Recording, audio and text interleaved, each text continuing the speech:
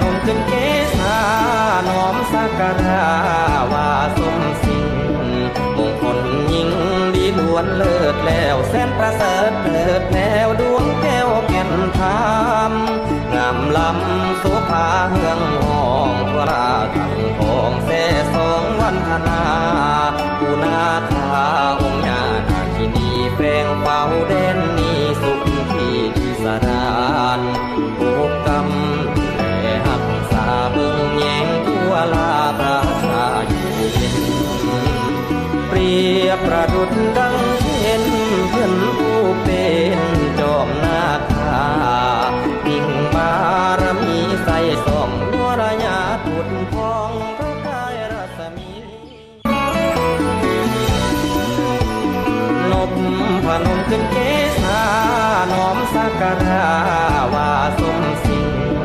มงคลยิ่งดีล้วนเลิศแล้วแสนประเสริฐเลิศแนวดวงแก้วแก่นธรรม